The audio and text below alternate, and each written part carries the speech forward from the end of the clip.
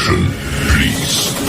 The show starts in 10, 9, 8, 7, 6, 5, 4, 3, 2, 1. Go. Bass in your face.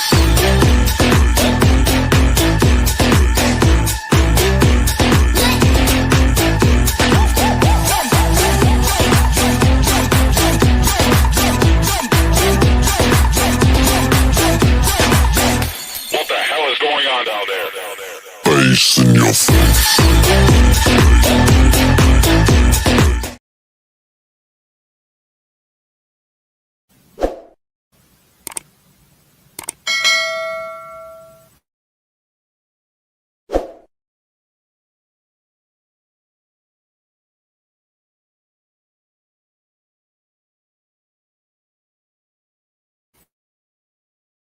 Good evening, everybody.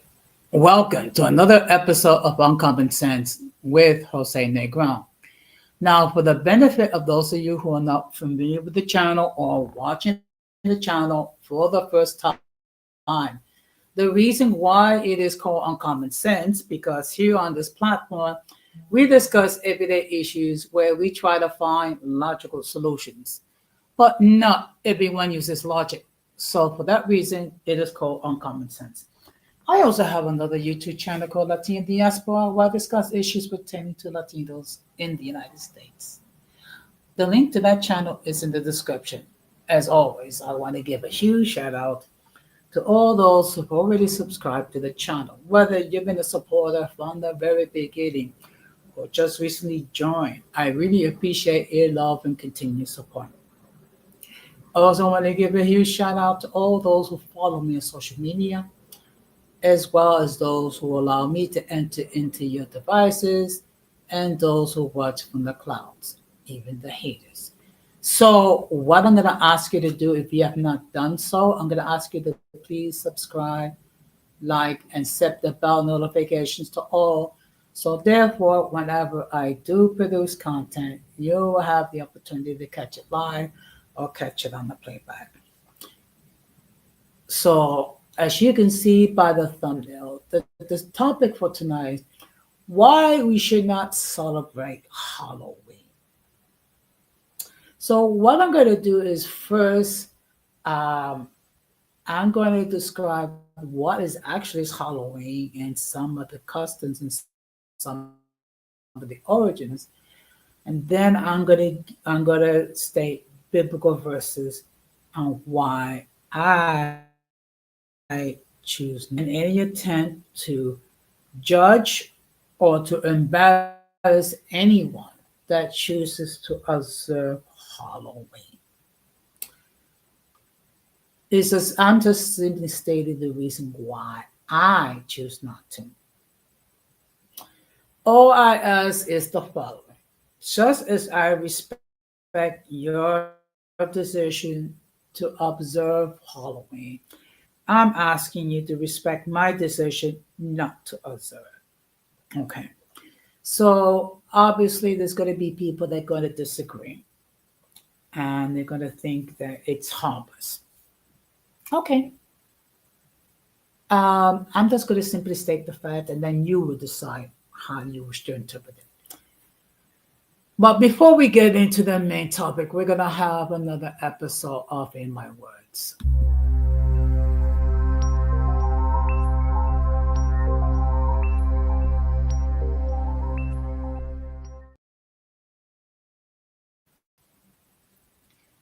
Now, there was once a time that I actually did observe Halloween. Okay. And as a kid, I also participated in what's known as trick-or-treating, going and, asking people to give me candy and things of that nature. And I also dressed up in costumes. As I grew older, I came to the realization that Halloween, it's a holiday that I prefer not to observe. Let's take, when you take a look at some of the customs, like for example, wearing a mask, going on begging for candy and things of that nature. Okay. Who wears a mask? The devil. The devil tries to mask his intentions and to deceive people. And the whole idea of begging for candy. Okay. And there's also a practical reason. Unfortunately, there are people out there that try to harm children by putting poison in candy or things or pieces of glass or things of that nature. So there are certain practices, while it seems innocent, are not so innocent. So that is the basis why I choose not to observe Halloween. But of course, people are going to say, "But Jose, there are Christians that observe Halloween." I agree.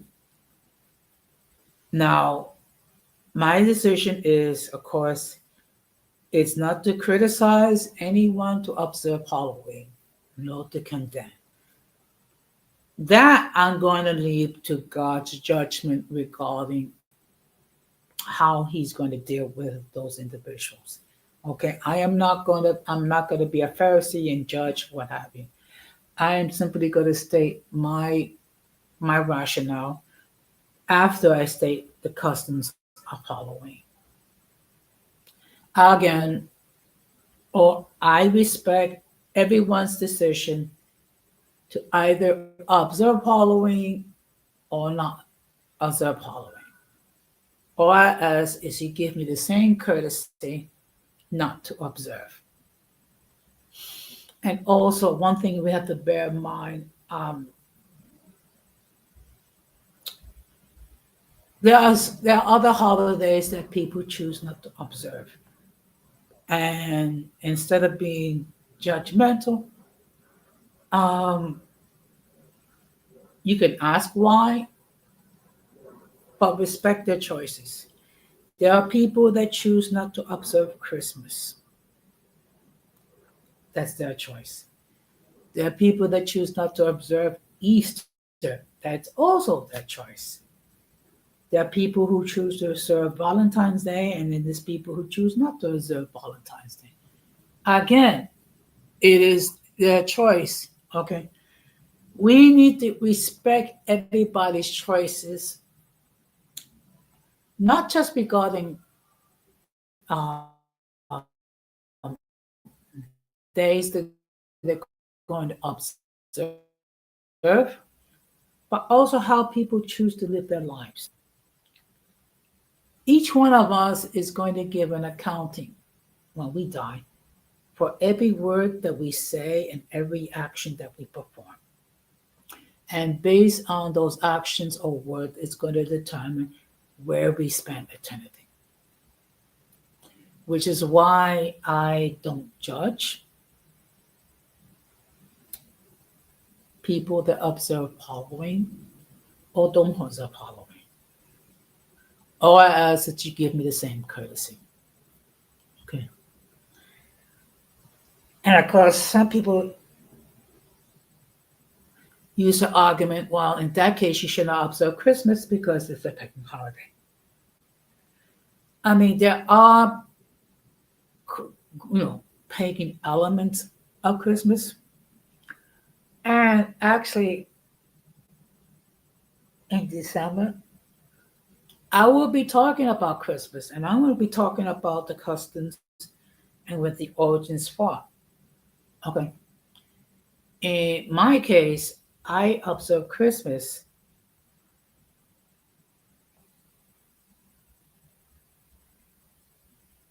not because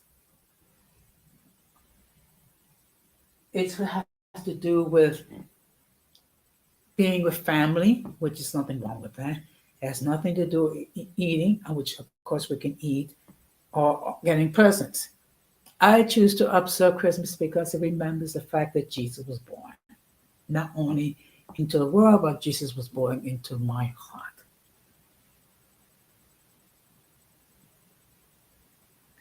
And that's the reason why I observe Christmas. So, with that being said, we're going to get into the main topic.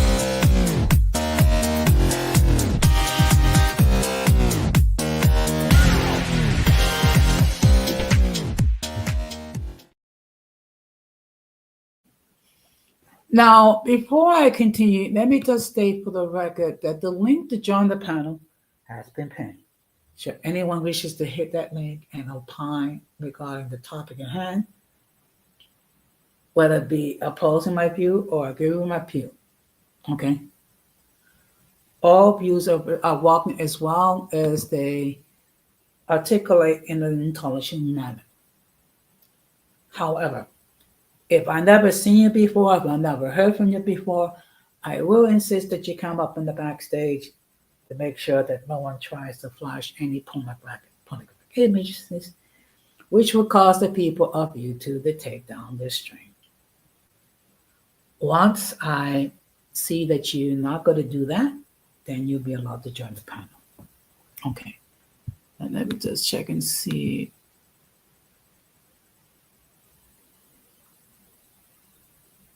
Okay.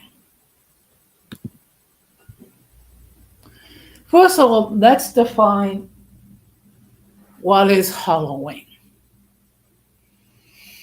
Now, it is a celebration observed in many countries on October the 31st, the eve on the Western Christian feast of All Hallows Eve, Hallows Day. Okay, it is the beginning of the observance of Allen Lowtide. Now, Halloween comes from the word All Hallows Eve. Okay. For those of you who are Catholic, November is the month where they honor those faithfully departed. Okay. All Saints Day, which is November the 1st, is when we remember all the men and women which have been declared saints. Okay. And then November the 2nd is All Souls Day, which is the day that we remember the faithfully departed.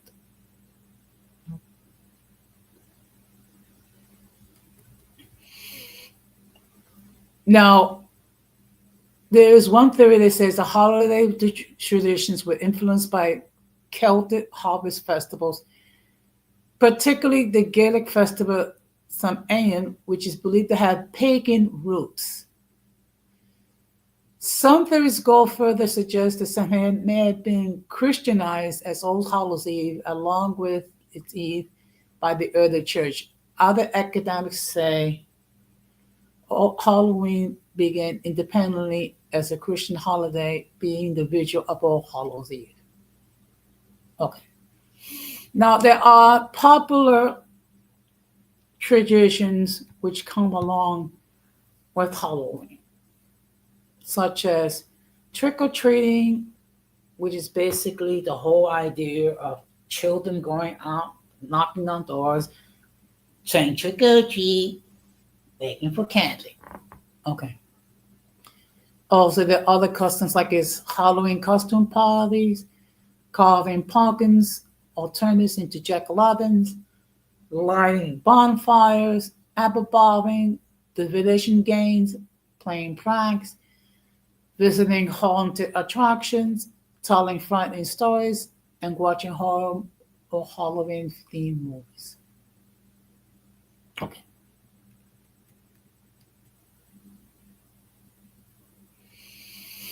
Now, Halloween comes from the term All Halloween, meaning All Hallows Eve in Old English.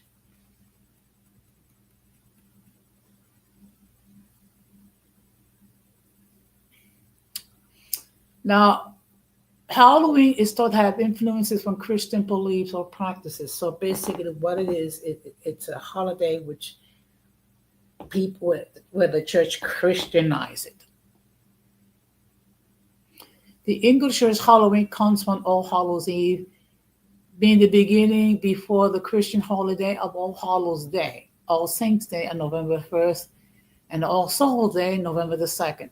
Since time in the early church, major feasts of Christianity such as Christmas, Easter, and Pentecost had vigils that began the night before as the All Hallows Eve.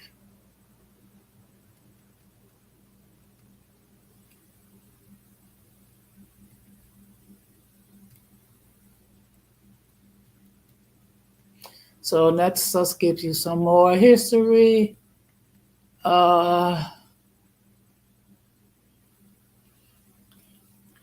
In the 8th century, Pope Gregory III founded an oratory at St. Peter's for the relic of the Holy Apostles and All Saints, modern confessors. Some sources say it was dedicated on November the 1st, others say it was on Palm Sunday. Okay, so.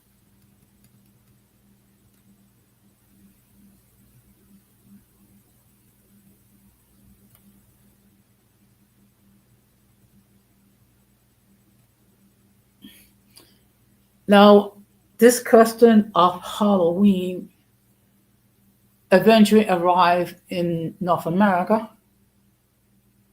Okay. Actually, it was not until the mass Irish and Scottish migration in the 19th century when Halloween became a major holiday in America. Most of American holiday traditions were inherited from the Irish and Scots, though in Cajun area, a nocturnal mass was said in cemeteries on Halloween night. Candles had been blessed and were placed on graves, and families sometimes spent the entire night at graveside.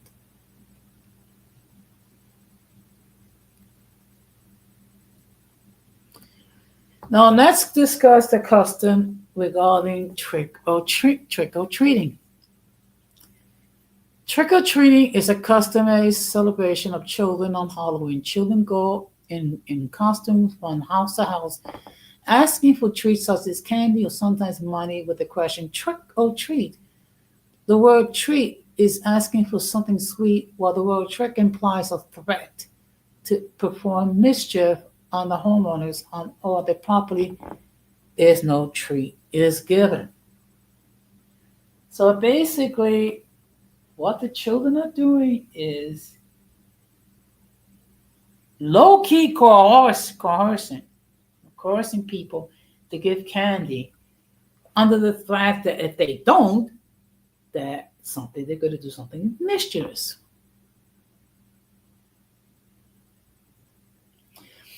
Now, the practice is said to have roots in medieval practice of mummy, which is closely related to souling.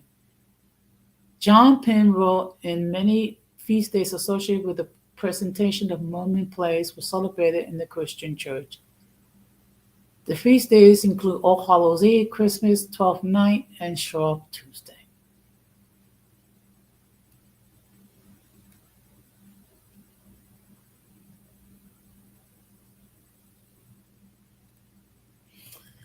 Now let's talk about when it comes to costumes. Okay.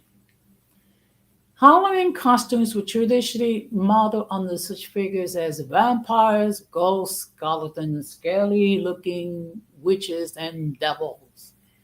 Over time, costume selection extended to include popular characters from fiction and celebrities and generic archetypes such as ninjas and princesses. Now, dressing up in costumes and going guising were prevalent in Scotland and Ireland on Halloween by the late 19th century. A Scottish term, the tradition called guising because of the disguises of the costume worn by the children. In Ireland and Scotland, masks were known as false faces, a term recorded in Isle, Scotland in 1890 by a Scot describing guises. So that kind of gives you the idea of costumes and things of that nature.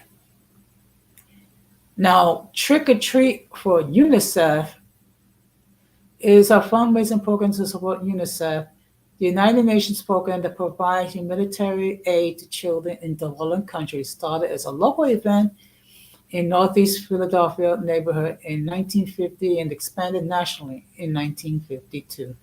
The program involves the distribution of small boxes by schools or in modern times corporate sponsors like Hallmark at their licensed stores to trick-or-treaters in which they solicit and small chain donations from houses they visit. It is estimated that children collected more than $118 million in UNICEF since its inception. In Canada, in 2006, UNICEF decided to discontinue the Halloween collection boxes, citing safety and administrative concern after consultation with schools. They instead redesigned the program. Of course, in New York City, the yearly New York Village Halloween Parade began in 1974. It is the largest Halloween parade in America, an only nighttime parade, attracting more than 60,000 cartoon participants, 2 million spectators, and worldwide television audience.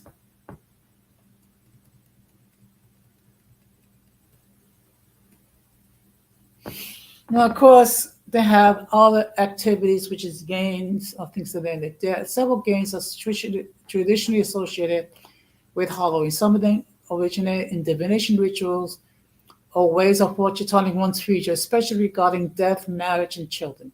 During the Middle Ages, these rituals were done by a rare few in rural communities as they were considered to be deadly serious practices.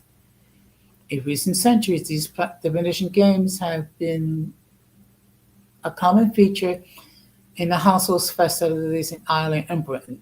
They often involve apples and hazelnuts. In Celtic mythology, apples were strongly associated with the other world and immortality, while hazelnuts were associated with divine wisdom.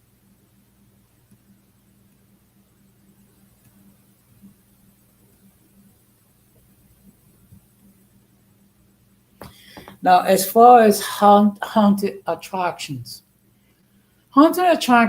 are entertainment venues designed to thrill and scare patrons. Most attractions are seasonal holiday business that include haunted houses, corn mazes, and hay rides. And the level of sophistication this effect has risen to the industry has grown.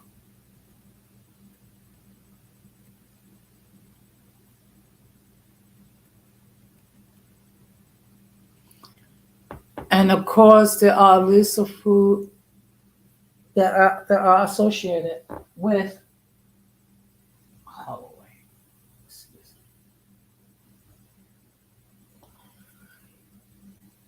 And they come from different countries.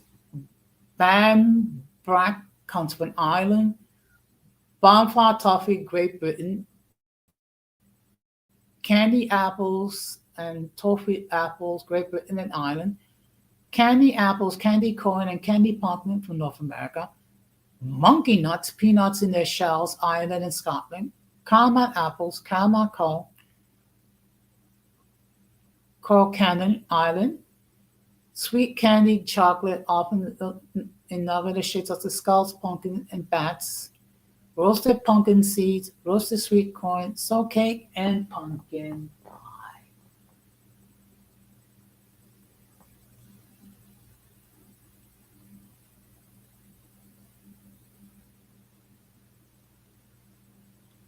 Okay.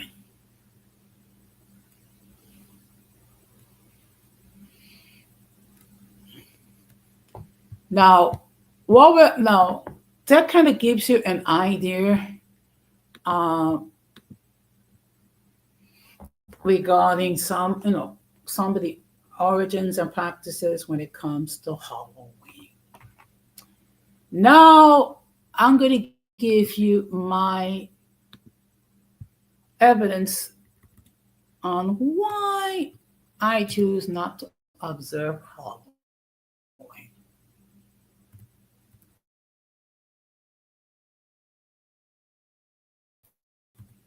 all fairness, the Bible does not specifically state do not observe Halloween. But there are Bible verses regarding some of the practices that are attached to Halloween. Okay. Now, the Bible does not mention Halloween by name because it did not exist during biblical times. However, some verses are often cited to guide Christians on how to approach the holiday, particularly on the spiritual discernment, avoiding evil and cultural engagement. Key verses are 1 Thessalonians chapter 5, verse 22, which states, abstain from every form of evil. Ephesians 5, verse 11 says, take no part in unfruitful works of darkness. And 1 Corinthians chapter 10, verse 21 says, you cannot drink the cup of the Lord and drink the cup of demons.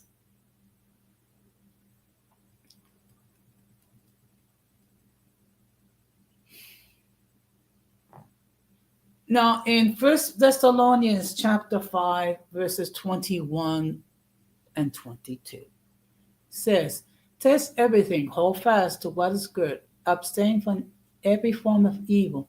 This is common verse used to caution against participating in things considered evil, like the souls associated with dark spiritual forces.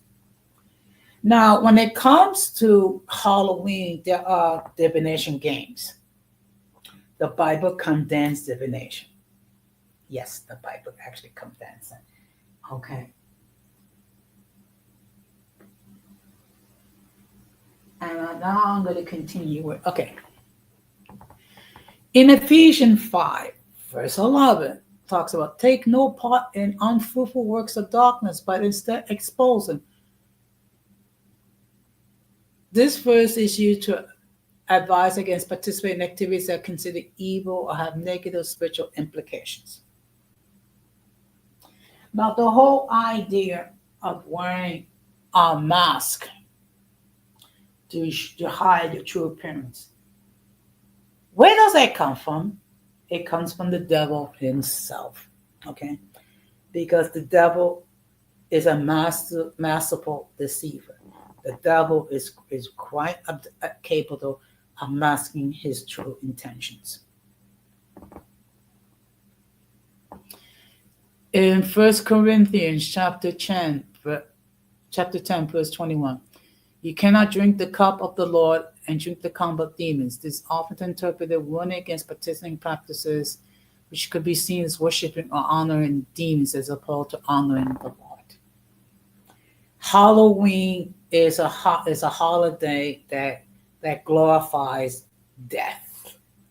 It also glorifies Satan, which is why I refer to Halloween as Satan Glorification Day.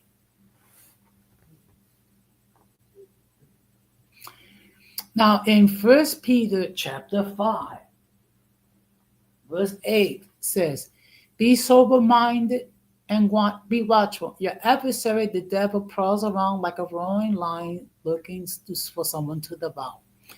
This verse emphasizes the need to be watchful and sober-minded mindset, particularly given the potential spiritual elements of the holiday.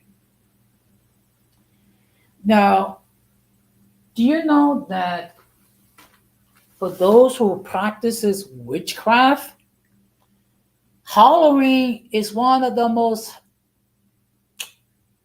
high holy holidays for those who are into Satanism and witchcraft? Why should you observe a holiday which glorifies the devil?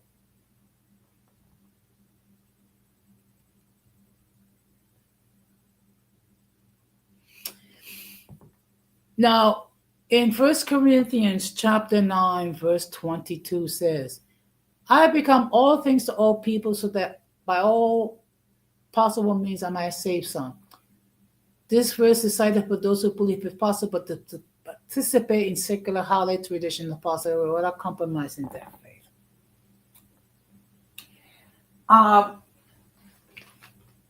Again, I don't judge people who decides to observe Halloween. I made a conscious decision many years ago not to observe it, as that's my choice. I don't judge people that do. I just simply state why I don't.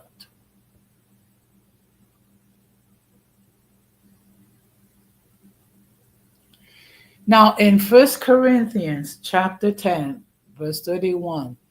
So whatever you eat or drink, whatever you do, do for the glory of God. Now, let me ask you a question. When you're dressing as a witch, when you're dressing as a devil, when you're dressing as a ghost, or you're dressing as some sort of monster or things of that nature, are you truly glorifying God when you do that? Or are you actually glorifying Satan?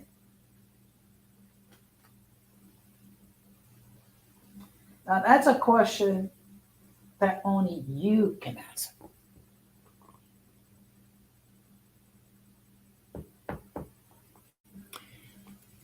Now, in Philippians 4, verse 8 says the following.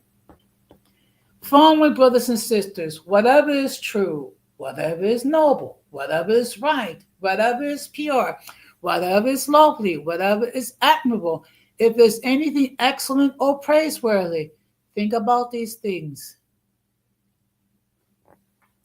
Now, what's so positive regarding observing a holiday that glorifies death? What kind of a holiday where Satan is being glorified? Okay.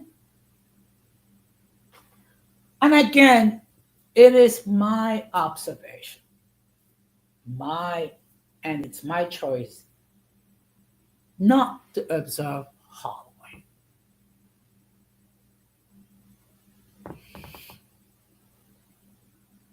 Now, there are other verses to consider. In 1 John chapter 4, verse 1 says, dear friends, do not believe every spirit, but test the spirits to see whether they are from God, because there are many false prophets that have gone out into the world.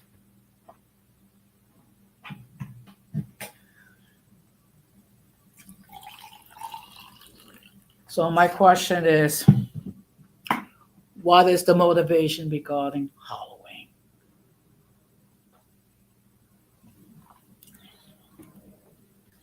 First of all, if you want a holiday where you go around, begging for candy, you got 364 other days of the year when you can consume candy to your heart consent. If you want to dress up in anything, well, you got, 364 other days of the year to dress up in whatever you wish. But my question is, why? And I repeat, why? Do you have to dress up like a devil, or dress up as a witch, or dress up as a demon, or whatever? Now, some people would justify, well, they can dress up in biblical characters. Yeah, you can do that. But God sees the intent in your heart. Okay? And I understand that that for many people, Halloween is there's nothing wrong. It's a fun holiday. Kids get to go out and beg for candy. People get to dress up in scary costumes. People get to watch horror movies and things of that nature. You know what? You can watch horror movies every day after the year. Why wait until October the 31st just to watch a horror movie? Okay. And what? To be scared and have nightmares? I don't know.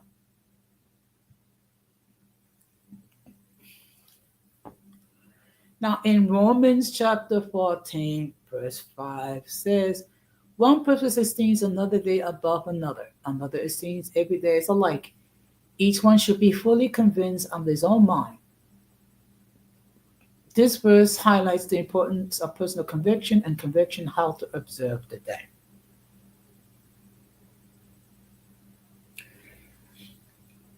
Now, for me, October the 31st is the end of October. That's how I choose to look at it. I know on the calendar, it's known as Halloween.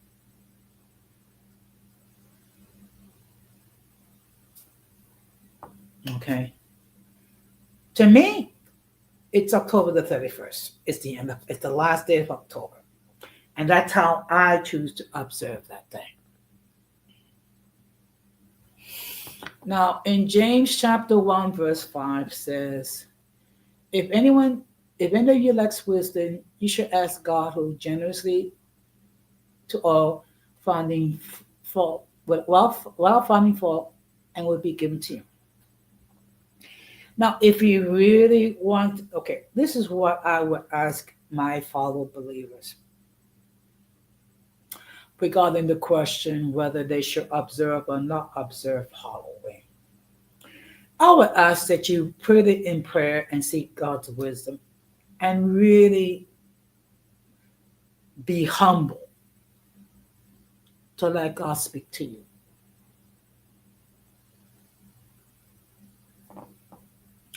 God will speak to you and God will give you that conviction and will instruct you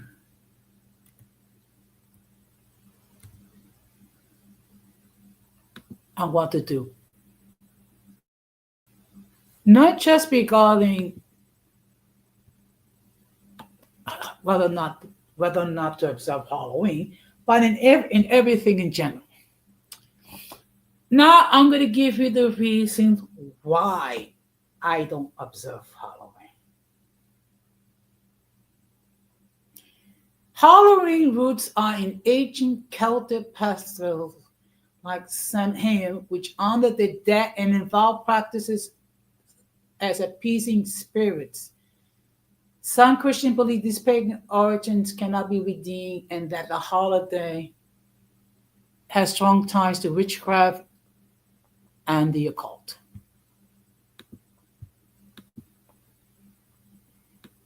Good evening, Marcel. ¿Cómo está? So, tonight the topic is why we should not observe Halloween. Now, again, let me make it perfectly clear. I'm just simply stating why I choose not to observe Halloween. I don't judge people that do. If you want to observe Halloween, that's fine. All I ask is in myself respecting those who wish to observe Halloween, respect that I choose not to. Okay? That's all I ask. That's all I ask. And believe me, I'm not, like I said, I'm not being judgmental for people who observe Halloween. I'm just simply stating that, the origin and why.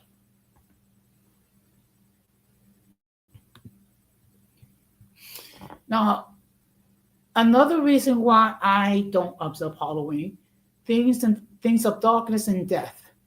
The holiday often features things of fear, horror, death, and evil. Some people believe celebrating these things, even in a commercial way or fun way, is not aligned with their values, which may instead emphasize light, life, and faith.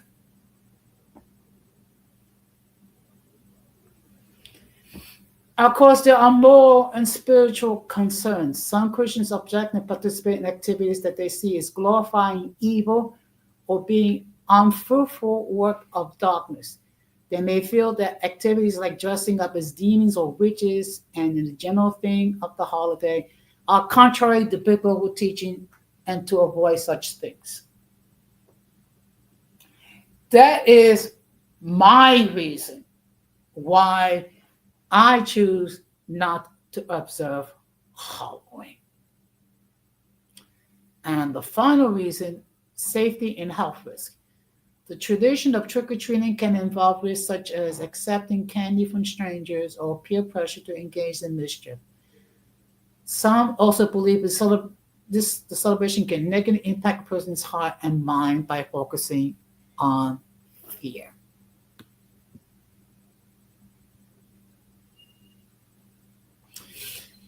Now, if you want to observe something, there are other things that you can participate. There are certain churches that participate in activities, Harvest Festival, that focus on Christian values and a more positive or godly environment. Okay. Now, if you want to have a Harvest Festival when it talks about rejoicing and bringing in the crops and things like that in a more biblical biblical way, that's perfectly acceptable.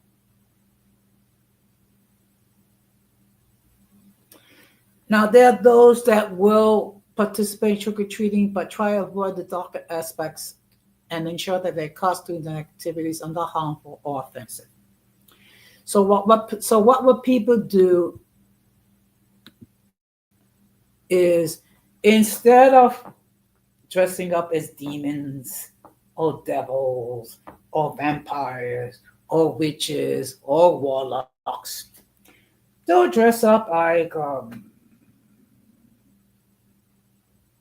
cartoon characters, like I don't know, Scooby Doo, Superman, Batman, whatever. Okay.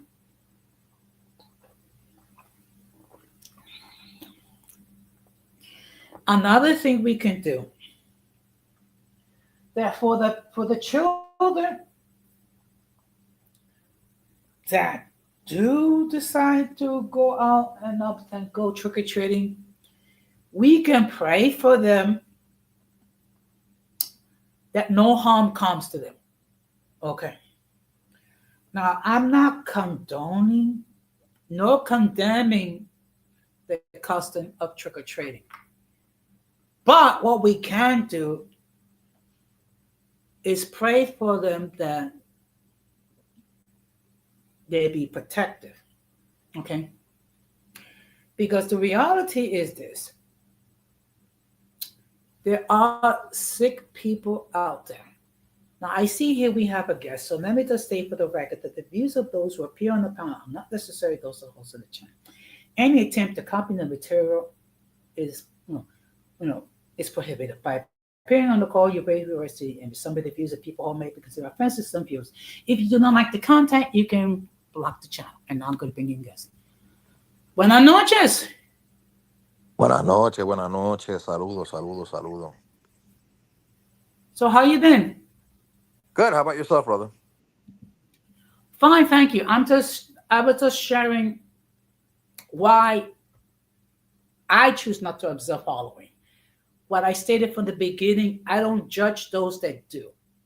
Mm-hmm. It says it's my own personal preference not to observe Halloween. Now, what are your thoughts regarding the holiday? Oh, there's nothing absolutely wrong with that. There's that. Okay. I think what Halloween it has turned into, there's really nothing to observe. It's just it's a thing to dress up, and especially if you have kids, like I have kids, and dress them up and have them do the whole little trick or treat thing. And I think if it's done appropriately, it's actually a lot of fun. It allows my kids at least to experience something that I experienced when I was their age. Even though I didn't experience it every single year, but it's a good way for me to share with them, and and also to be kind of spoil them a little bit by buying them the costumes that they want to wear and stuff like that. I don't really think that there is anything to observe because the actual, I guess if you want to say, the religious value that it has, it flies over the head of probably 99.9% of the people who choose to partake in it anyway. They don't look at it as any kind of contradiction to maybe their religious beliefs or anything like that. I know in more conservative households, they absolutely do. I've been to both Puerto Rico and the Dominican Republic when that date rolls around. In Puerto Rico, the last time I was there, not a lot of people celebrated it. But I think that's just more because, not for some people it was definitely religious, because Puerto Rico has a lot of evangelical Christians and a lot of people who view that as an opposition to Christianity. But I don't think a lot of people also don't celebrate it because they look at it as an American custom and they don't really want to partake. In the Dominican Republic, they don't go door to door, but I could definitely tell you that a lot of the clubs, the weekend before Halloween, or if Halloween happens to fall on a weekend like it happened the last time I was there, yeah, oh yeah, they take advantage of it because this is like a promotion. It's like a little fun thing to do. And I actually had a hotel room um that was right above a very well known club in the capital, that I went to go spend the weekend there to get to, because I had business in the capital, and because of all the ruckus of that club, I couldn't get good sleep. And when I would look down to the corner where that club was, I mean, bro, you had people there dressed as devils.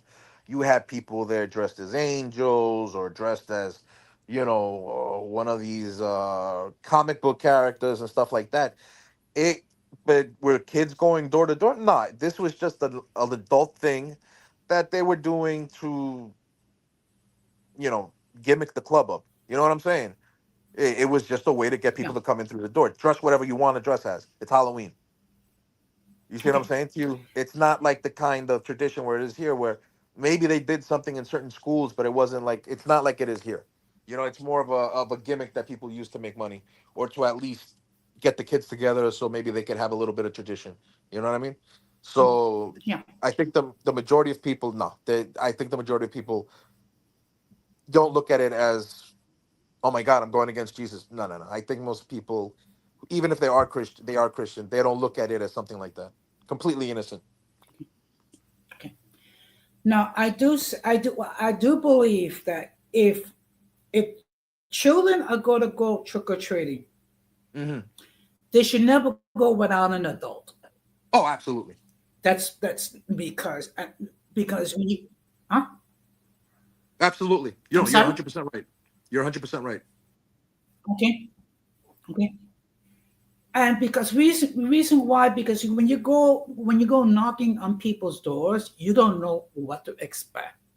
Okay.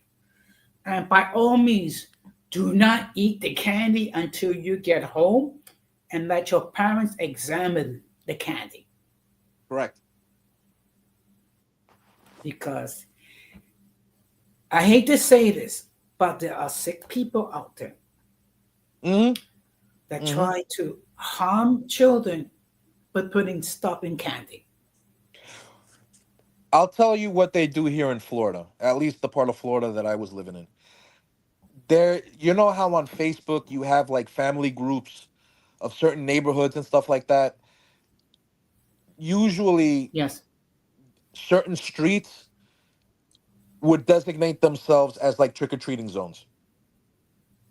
So rather than just randomly go to different streets trick or treating, there would always be like one street in your part of town where it would be where you would take the kids to, and it was completely safe. They had cops there because they would treat it like a block party.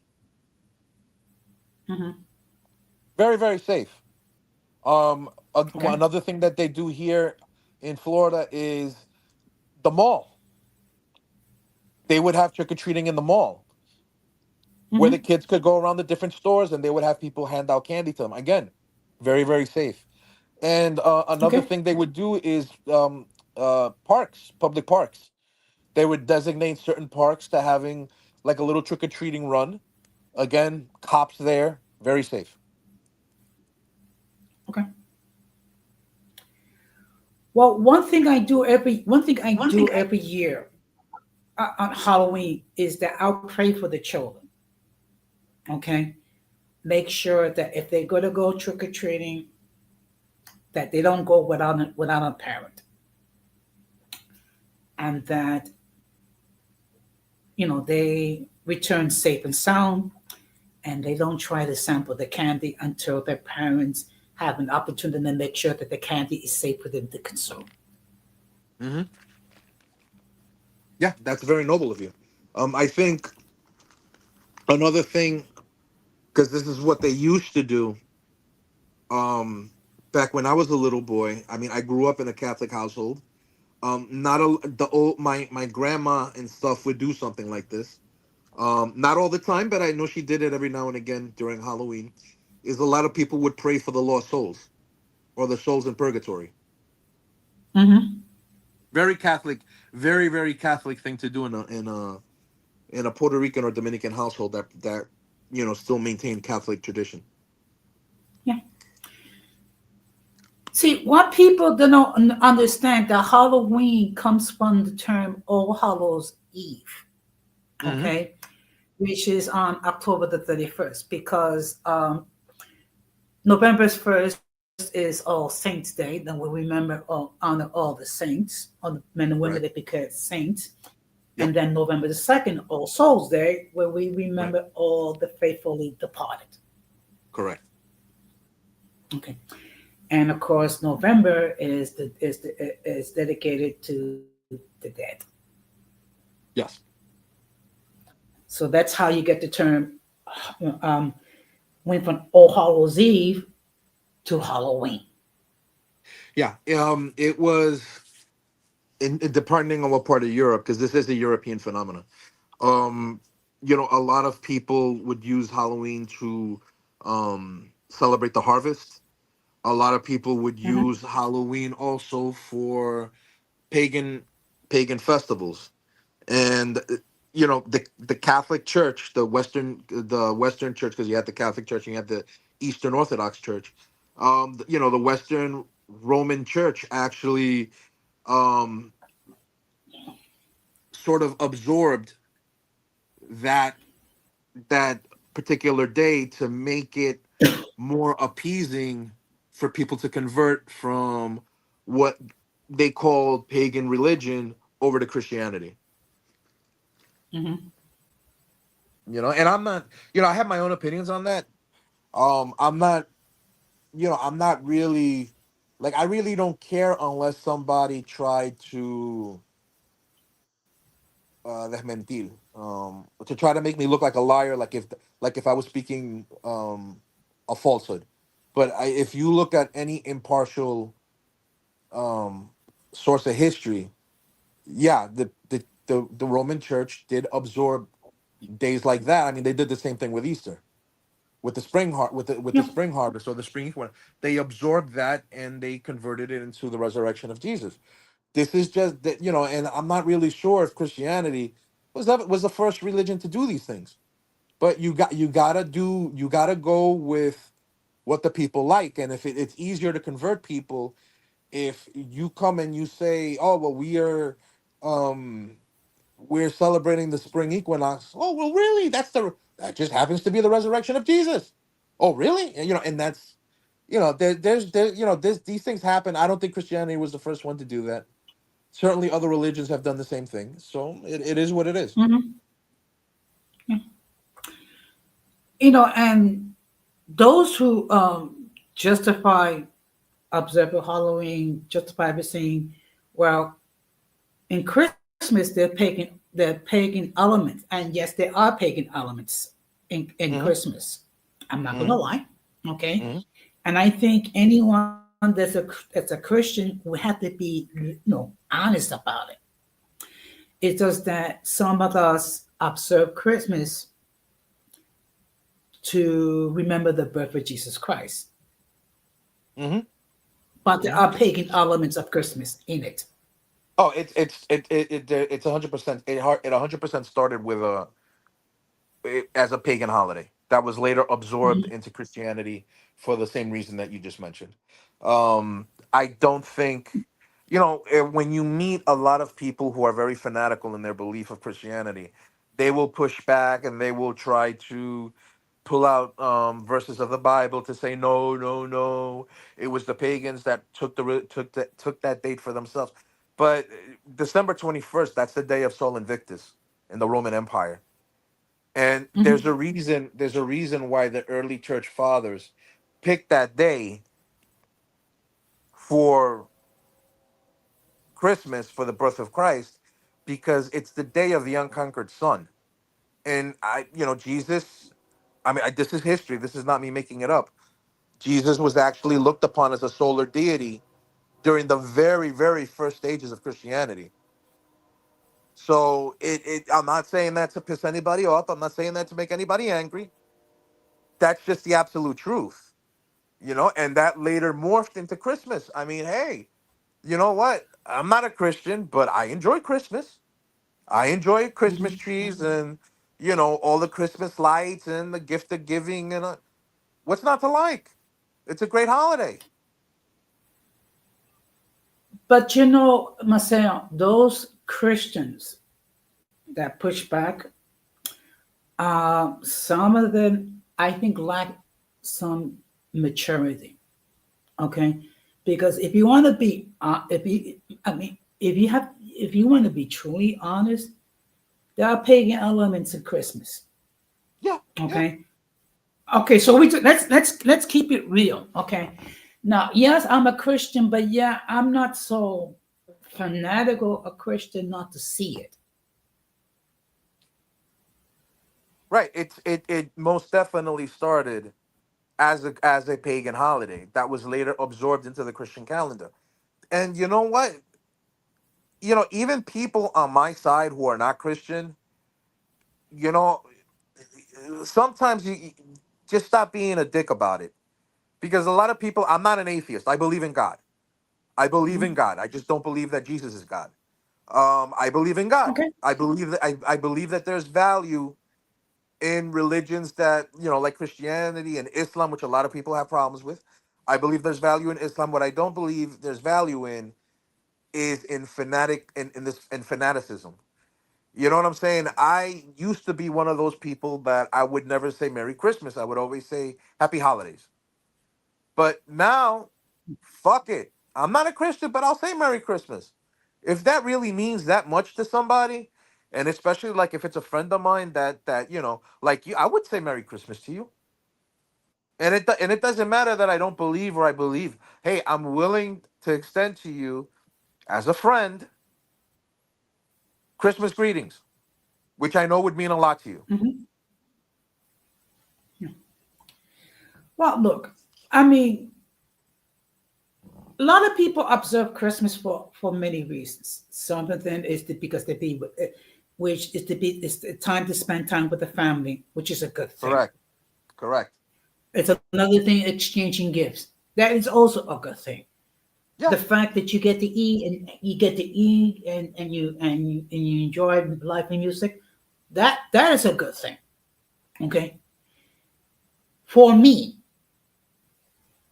the emphasis of Christmas, well, all that is good. The main focus is on the birth of Jesus. Hmm. That's me. I don't condemn those who who observe Christmas other ways because that's not my place to do so. But that's my motivation. Right. Yeah. Um, for me, it's about being with family.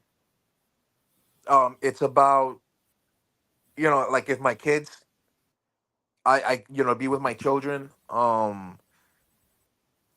give them their gifts. You know what I'm saying? I look at it as a time to be with people that maybe I might not have seen all year, or maybe I might not have seen in a while. It's always good to have those pleasant surprises. To me, it's not so much the special, and I'll even clue you in. on something. I wouldn't even be Mhm. opposed to going to La Misa del Gallo the night before obviously at a Spanish speaking Catholic church. You know what I'm saying? If you know what, I'm Mhm. weird because I am not a Christian. I don't believe again Jesus is God. I don't even believe he was the Messiah. And to be honest with you, I'm not even sure if he existed. But I'll go to church if I feel that going to church to hear misa in Spanish like I used to when I was a little boy, to smell the incense of the church, that puts my mind at ease. I don't need to believe in the theology of it. But sometimes when you go to church, and you're with other people, and then comes that part towards the end of the misa where you shake people's hands who are around you and you say La Paz or peace be with you in English. Sometimes that does good to your soul, man. Sometimes that does good to your soul. You don't need to be a Christian for that, I don't believe. Sometimes just somebody, peace be Mhm. with you, or la paz, o que la paz sea contigo. Homie, sometimes, man, that is good for the soul. Cleanses the mind. You see what I'm saying to you? Now, I'm sure you might be asking, well, if you don't Yeah. believe in it, how could you feel that? It's being around people that are looking to commune with their version of God for whatever reason. I think that being in that type of audience, even if you don't believe, you're not there to be antagonistic. You're there to partake in the general feeling of what's in that church. It's the same thing for Christmas. It has nothing to do with the religious aspect to me. What it does have to do is the fact that I can sit at ease with my family and with my children and enjoy the day. I don't know if you understand where I'm coming from. Mhm. Yeah, I do. Um, Now, like I said, I mean, I respect people if they choose to observe Halloween because to Right, me that's an issue between them and God.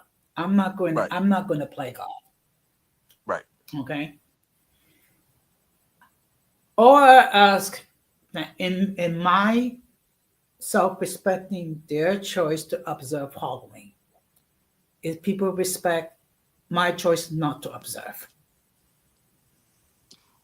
I don't think any person with a level of with an appropriate level of reasoning, I don't think they would give you a problem with that.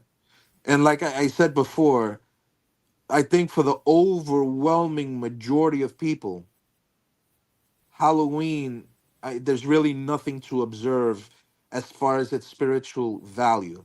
It's basically a very commercialized day on the calendar where, for some people maybe in me, because I am attracted to those kinds of things. Yeah, is there an alternative spiritual value in Halloween for me? Yes. Is there certain things that I do on Halloween? Yes. But honestly, I also enjoy taking my kids out to go trick or treating and being able to spend that time with them and seeing them. I don't know if you understand this part. Seeing them happy and having fun. Mhm. Okay. You see where I'm coming from with Well, that? so like I said before, me, I mean, look, I mean, like I said, I mean, my point, I use that day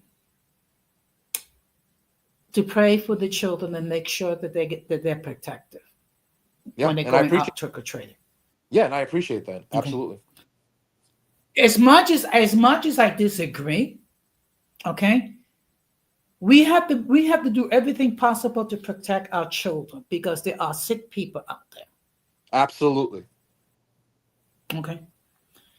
So while I disagree with Halloween, while I disagree with the concept of trick or treating, I do pray to God that God will protect those children as they go out there.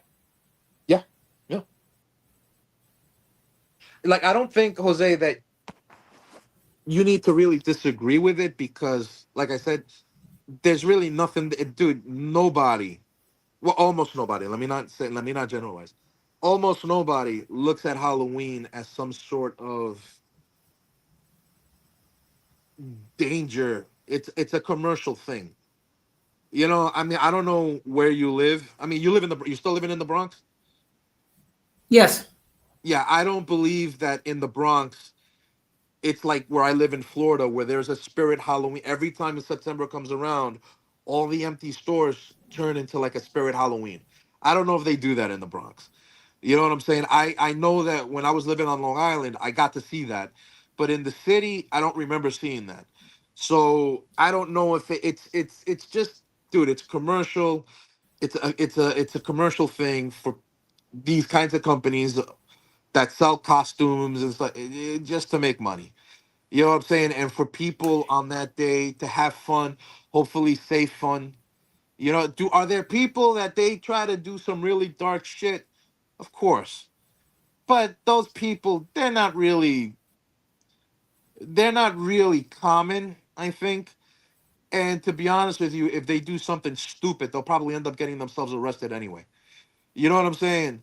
It's just one of those things where I can understand you looking at the original spiritual value of it and saying to yourself, I want nothing to do with that.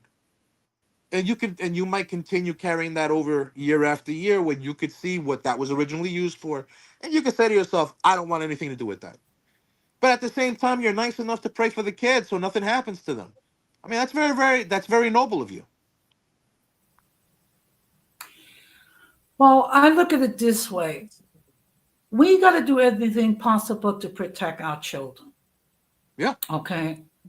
Because unfortunately, there are people that prey on children. There are people that will try to take advantage of the children. absolutely. While I disagree with the concept of trick or treating, it doesn't stop me from praying to make sure that no harm comes to them. Yeah, well, it's not even limited to trick or treating. I mean, I don't know if you. I was reading the Post earlier today, and a very terrible story came out of Connecticut, where this Puerto Rican woman murdered and butchered her own niece and stuck her in a garbage container out back from her house. Very, very unbelievable thing that this woman did to a 12-year-old girl, I believe she was. You know, my daughter's not too far from that age. And somebody did. If anybody does anything to hurt my kids, I don't want to say what I would do because I don't want you to have any problems with YouTube. But I'm going to tell you, at something like that, all bets are off. You see what I'm saying to you?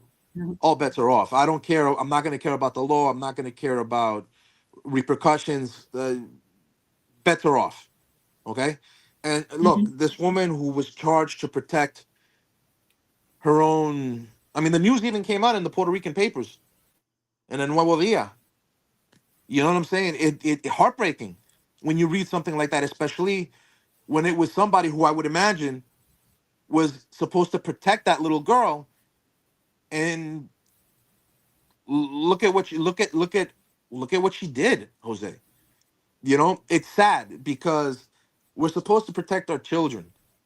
We're supposed to protect. We're not supposed to eat our own, Jose.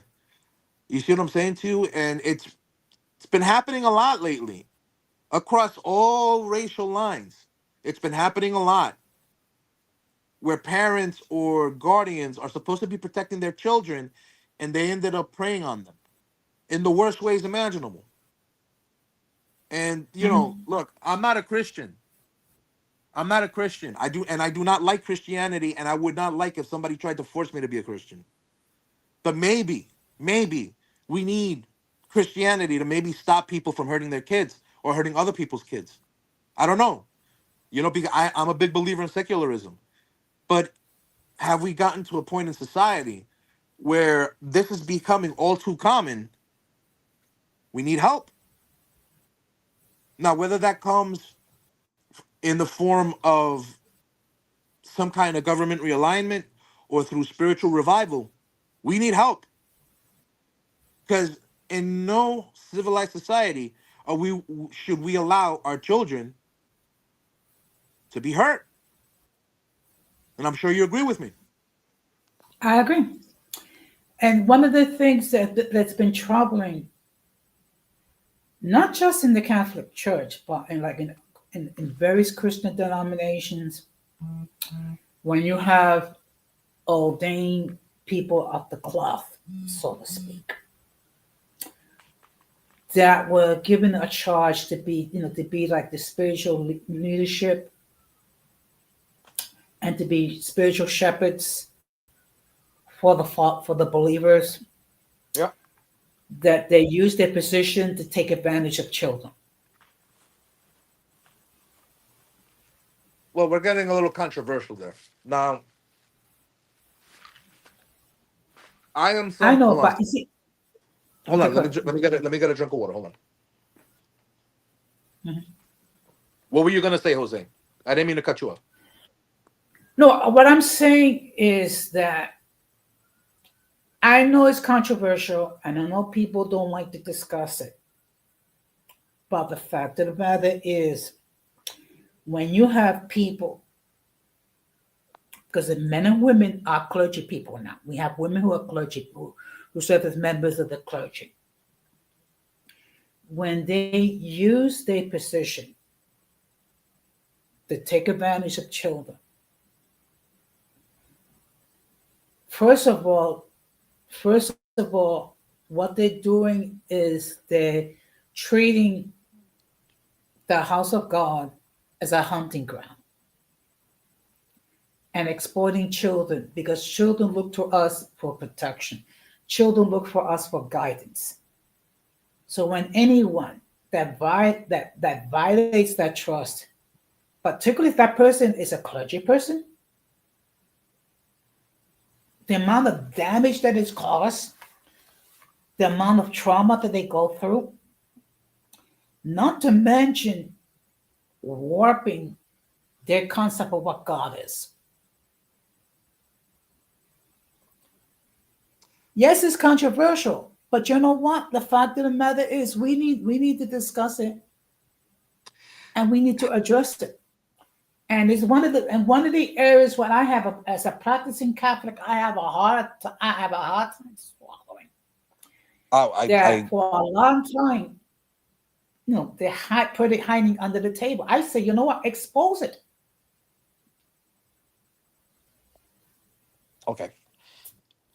I was baptized in the Catholic Church. Okay, but Okay.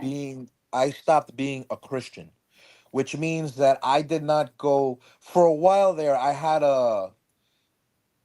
an interest in Eastern Rite Catholicism because they allowed their priests to marry, but they maintained communion with they maintained communion with the Pope. Okay, and Mhm. through my inquiries within Eastern Catholicism, or what they call Byzantine Catholicism, I started attending Orthodox church. Okay. The reason why I pulled back were because I just lost my faith in.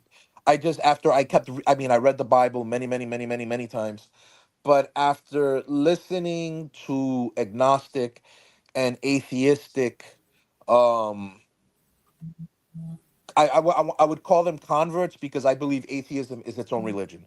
They're gonna say that they're gonna say no, but I believe it's its own religion.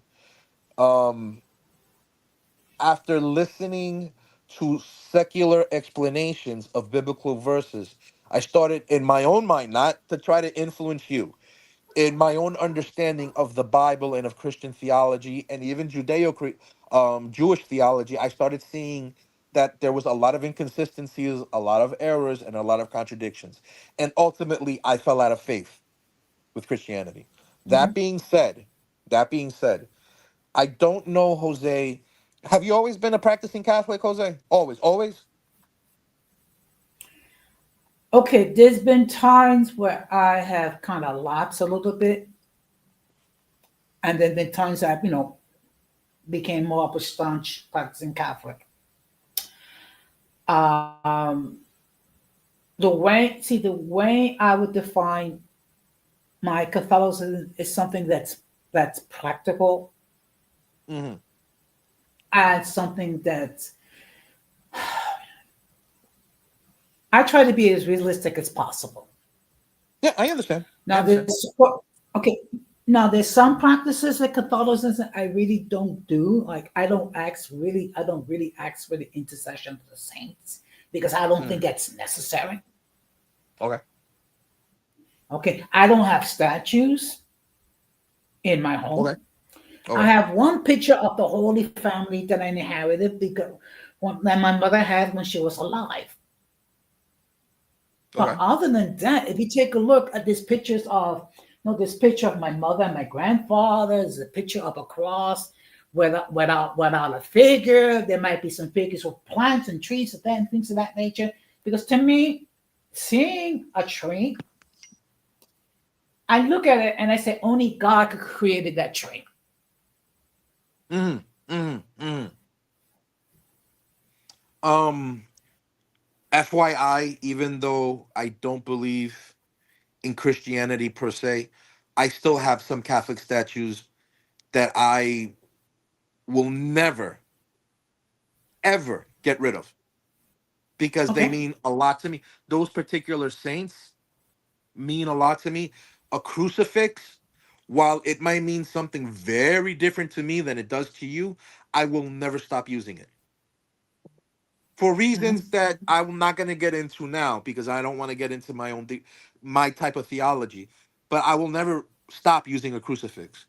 You see what I'm saying to you? Okay. I will never stop giving um veneration to certain, not all the saints, because there's a lot of saints that I'm not, but there's certain saints that I grew up with that have given me prueba. I don't know how to say that.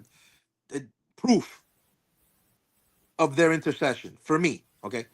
I know that may sound weird to you, but I believe in God. I just don't believe Jesus is God or Jesus is of God. So that's why I don't call I don't I'm not a hypocrite and call Okay. myself a Christian. But the reason why I asked is I don't know if you remember, Jose, in the mid 90s, there was a crisis that affected the church that had to do with the very same thing that you're talking about with the children, to the point where His Holiness Pope John Paul II had to call all the cardinals to Rome to do some kind of a conclave to try to tackle this problem. I don't know if you remember that. Vaguely. Okay. Well, nothing really came of it because the Catholic Church, as an institution, not as a faith, a type of representation of faith, as an institution, still continued to protect um, those type of priests. I don't want to say the word because it starts with a P. I don't want to say it because I don't want your trouble, your YouTube to get into trouble. It continued to protect those P priests, right? And even after the death of His Holiness, when Pope Benedict assumed the reign, continued to do the very same thing, protect those I think we could say predatory, those predatory priests, right? Came Pope Francis, who I really thought as a Latin American pope, where Latin America has really been affected by this plague, really didn't do anything either. And now we have, I don't remember the new gentleman, the new gentleman's the new His name pope. is Pope Leo the 14th. Right. Okay, Leo the 14th. He's probably not going to do anything either. And he's an American, and he's an American pope. And if there is a country that has been ravaged by those scandals, it's America. Okay? I believe that, and this is where I'm going with this. You may disagree with me.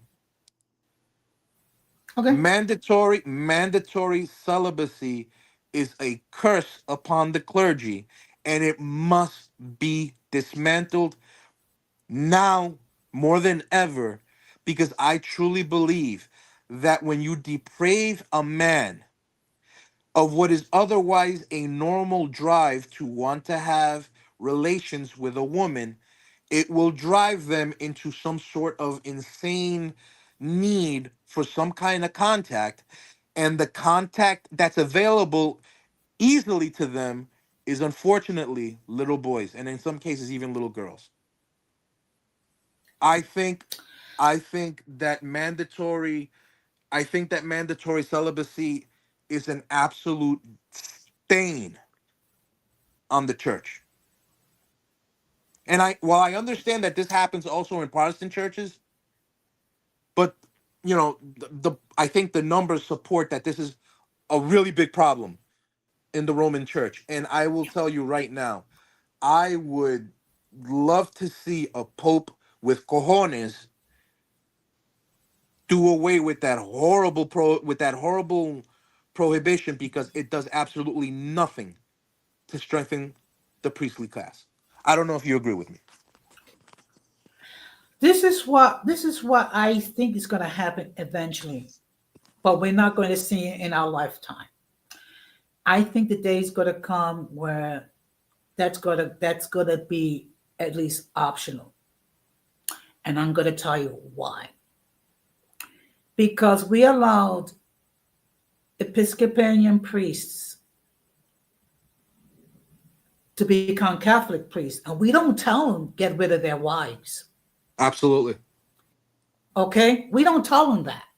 So if you're going to allow Episcopalian priests to become Catholic priests and be married, eventually it's going to come the day where the concept of celibacy will become optional. But we're not going to see it in our lifetime. And that's a And I'm shame. going to tell you why. Okay. Mhm. And the reason why I tell you why, because unfortunately, when it comes to change in the Catholic Church, it comes very slowly. If you take a Unfortunately. look at Vatican II, that happened 60 years ago, okay? 60 years ago, it's still taking time for it to finally reach its full effect in the Catholic Church today. And talking about something happened 60 years ago. So that's Right. why I say that's why I say that there will come where there will be a married clergy. We're not going to see it though. You know, it's unfortunate, because I think the only way we might be able to see it sooner rather than later is if there's a severe drop in numbers among clergy. Um, you know, for I'm not against baptism. Okay, I thought very hard and very deep, Jose, about baptizing my children in the Catholic tradition. I thought very hard Mhm. about it, because I wasn't looking at it as a rite within the Roman Church. I was looking at it as a practical spiritual protection for my children. I don't know if Mhm. you understand where I'm coming from with that. I'm not looking at it as the faithful would see a baptism. I'm looking at it as a strict spiritual protection for my kids. Mhm. I have never my oldest now is 11 years old, and my daughter is 10. I didn't I haven't done it. I went to the church to ask a few years ago, but they gave me so many conditions, so many steps that had to be taken, that I kind of thought to myself, this is why you people are losing in bunches and bunches to Protestant denominations, because look at all the crap you're giving me to do just so I could get my kids looked at by the parochial priest. You see what I'm saying to you? Not to mention, I didn't do it also because I didn't trust the priest. I didn't trust. I don't know where his hands have been. Because I'm gonna be honest with you, if God forbid I ever found out that the priest that did what I believe is a very spiritual act, offering them protection, it doesn't look. It don't matter. It don't matter. The coño, como que se dice? It don't matter the faith-based explanation as to why a baptism is important. I'm only interested in the spiritual protection that it could afford. And if I'm going to be honest, if it turned out that a priest touched my kid's head that did some illegal things to other children, I'm not going to sit there quietly with with my arms crossed. You see what I'm saying to you? It just I couldn't Yeah. I couldn't bring myself. I couldn't bring myself to do it. On Luckily here in Florida, and there is in New York, because I know it exists in New York too. There are independent Catholic churches that, whether you want to believe it or not, they actually do have apostolic succession, because those independent Catholic churches were started by priests who were excommunicated for marrying women, and they were excommunicated because for the church hates priests that married women more than they do the P priests. Okay, but they have those types of churches here, independent Catholic church. I would much rather take my children to one of those to get baptized, that I know at least the priest has his wife and has his family, and at the very least would, in his prayer, offer the same protection to my kids that he offers to his. I don't know if you understand where I'm coming from with that. I think I do. I think I do. And and let me tell you something. That's one of the things where Christians of different denominations would disagree with. I mean, I'm sure that people on my side of the fence will say, well, the reason why there's the concept of celibacy is that men are able to devote their full time serving God. But But then again, you allow Episcopalian priests to become Catholic priests and stay married. not even that. They allow In Eastern that Catholic case, priests. in that case, they make the whole clergy get married. What? Well, look, it's not only that. If somebody gets ordained as an Eastern Catholic priest, as a Byzantine Catholic, I urge you to look it up when you get a chance. They often are. Okay. They often parochial priest, okay, of a Byzantine Catholic church, usually gets married before they become fully ordained, and they stay with their wives. They don't get rid of them, and they're still in communion with the Pope, with the Holy See in Rome, in the Vatican. So, if are their churches burning to the ground? Are they are they ineffective priests? Are they damned priests? If that was the case, the Catholic Church would never accept them. But they they leave them alone. They only make the requirement that if, God forbid, their wives pass, then they're expected to maintain celibacy. I don't agree with that neither. But look, I have met I have very serious problems with evangelical Christianity. I really do not like evangelical Christianity. But even I have to admit that I have met men who were pastors, who had their families, and they were noble. And for me to say something, Mhm. dude, I have a lot of problems with evangelical Christianity. Like, I don't want to say that I have the H word. If you it rhymes with eight, I don't want to say that publicly, but I have a lot of issues with evangelical Christianity. And I have to admit that I have come across, not very common, certain pastors that are good men, holy men. They have their congregation, they have their families, they don't steal from their congregation, and they try to be as transparent as possible of how their donations are being spent, so nobody So nobody accuses the pastor and his family of undergoing funny business. If you see what I'm saying to you, Yeah. and their churches are. I mean, I'm not gonna tell you that they're not mega churches, Jose, but you know what? The pastor has his full time job aside from his little church, but he's got his little church. He's got a faithful congregation. Does his thing. Does his thing, and has his wife, has his kids. I don't see that particular because I have one person in mind. I don't see him any less holy as a Roman Catholic priest because one is a Catholic priest and the Mhm. other one is. To me, they are Okay. both as best as they can be men of God.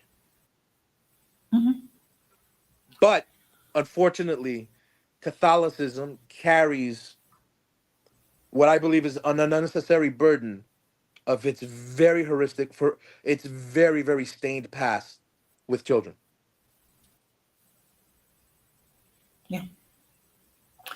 And believe me, those priests that did what they did, I would not want to be in their shoes on Judgment Day. You know what, Jose? I understand that, but where the Roman Church really messed things up, Jose, I think even you would have to admit it, was protecting them. Yeah, I agree. And you know what? And I think I'm one of the few Catholics that actually agree 100%. I just believe that if your responsibility is with the people, there is a certain a degree of accountability that comes with that, a very high degree of accountability that comes with that. And the fact that you had cardinals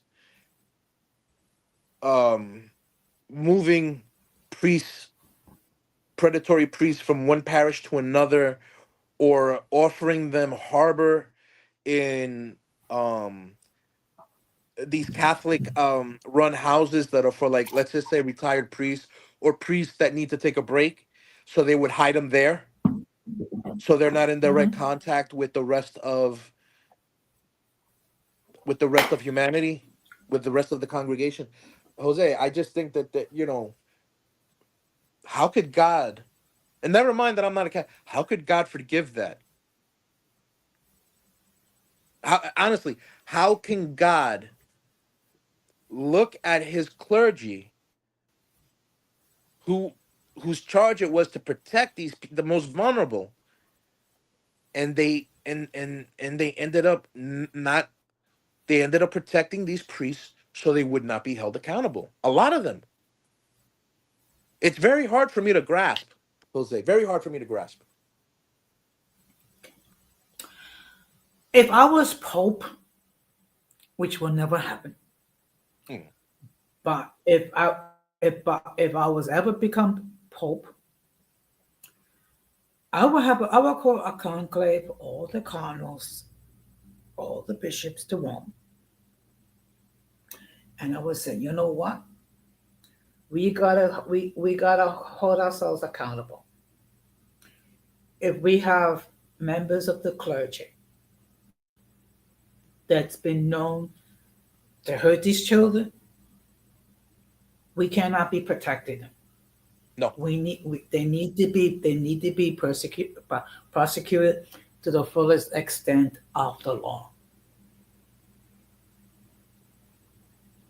I completely agree with you. Okay. I get, Would and that to be honest, go would ahead. No, that go be ahead. a day that come? Would that be a day that's going to happen?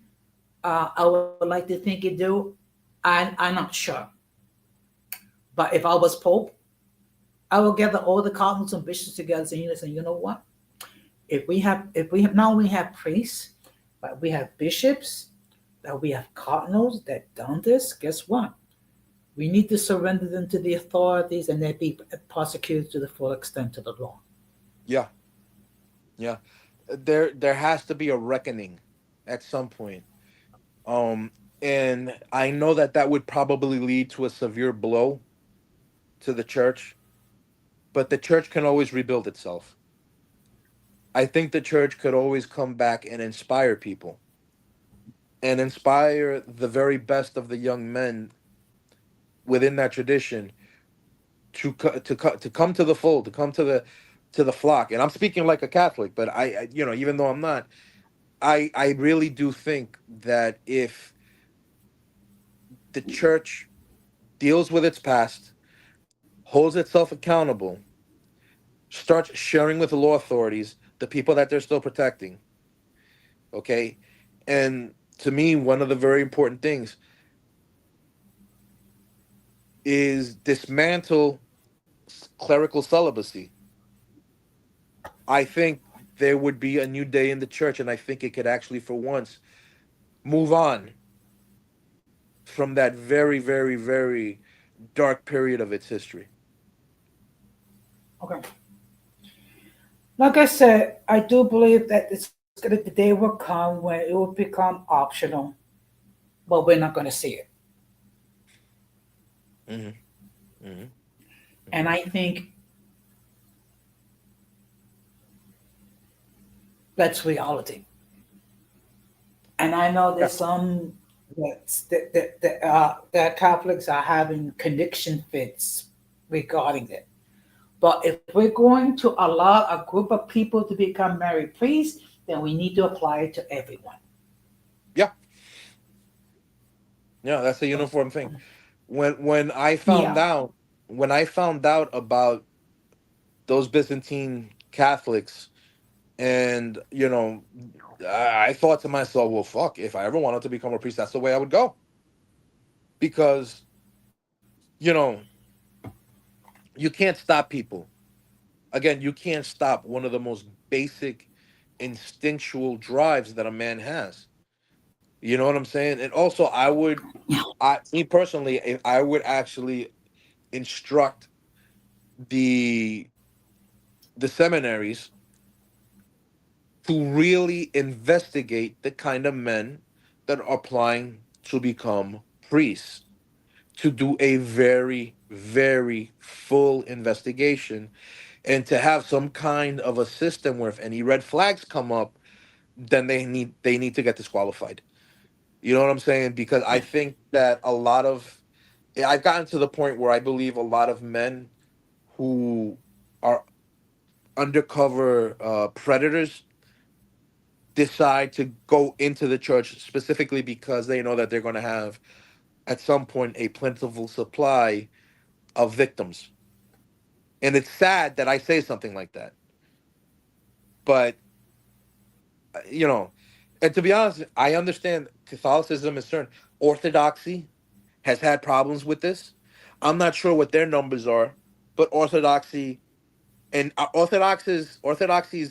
parochial priests can get married, but their monks cannot.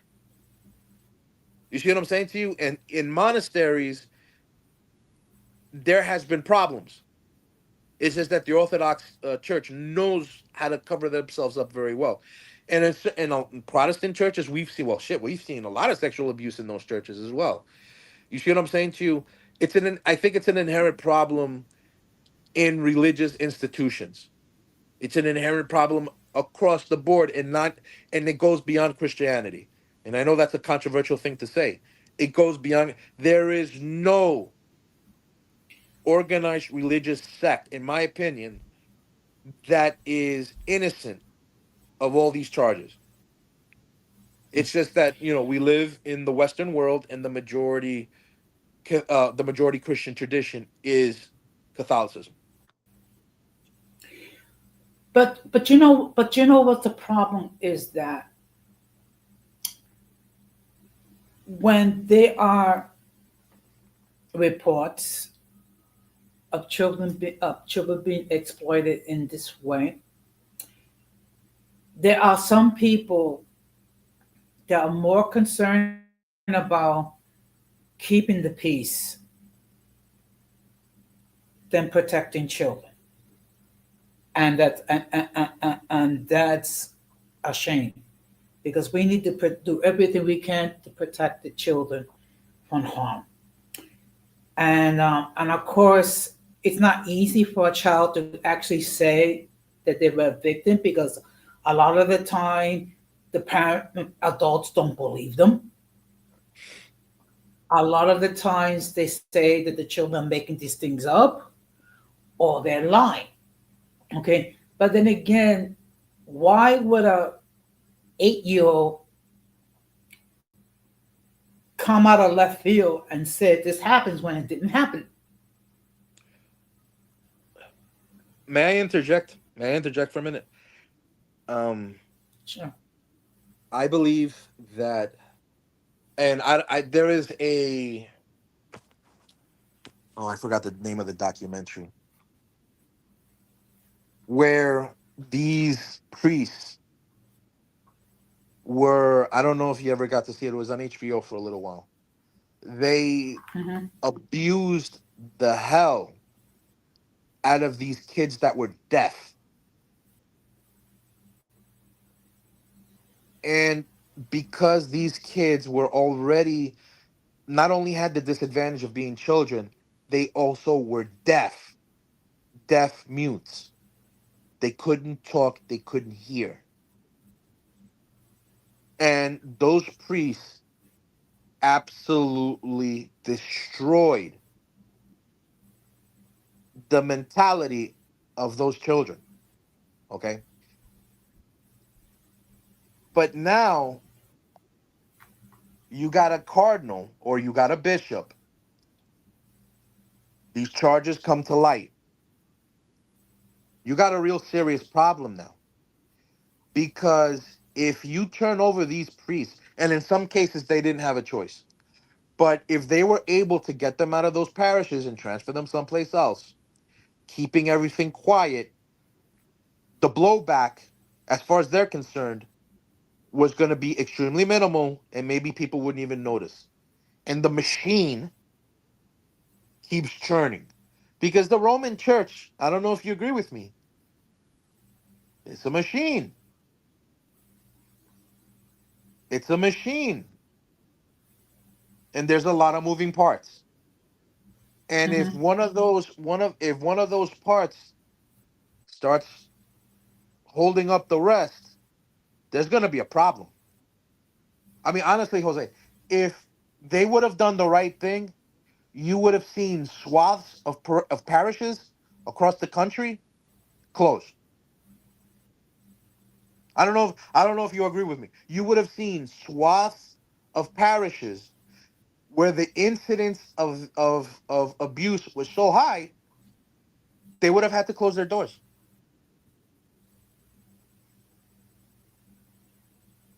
Hmm. Think about it. Think about it. Yeah. Well, all I can say is that there's a lot of work that needs to be done to address these issues, um, and to sleep it like that. But I do need to stop to wrap this up because it is getting late. And so before I wrap this up, do you have any final thoughts regarding the topic of Halloween? I believe, Jose. I don't know if you've ever looked into it. I think you would make a fine deacon. I think you would make a fine deacon. Um, I think that maybe um, because this cares so much for you care so much about this, and you care very much about your faith. I really encourage you to look into the diaconate, because I believe that you would be a really good, faithful, and caring deacon in the church. I would implore you to, and maybe that might give you a more spiritual encouragement. And I don't mean that as an insult. I just mean that maybe that could bring a new facet onto your life that would give you a lot of joy and a lot of pleasure to serve in your religious community in that capacity. I have looked into it. Unfortunately, I'm too old. Oh, that's a shame. I didn't realize that there was an age restriction for that. Yeah, there is an age restriction. Yeah, I'm too old. Believe me, I thought about it. Oh, that's a shame. That's a real shame. Because I really believe you would have made a fine deacon.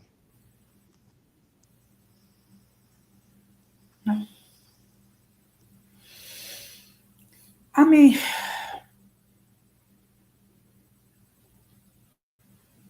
was I disappointed? Yeah, but I mean, that's the reality that I deal with. But Um, but like I said, going back to the topic of Halloween, I just wanted to like give first of all give the actual meaning behind it mhm, mhm. and why I choose not to observe it. Again, I don't condemn, I don't judge people that do.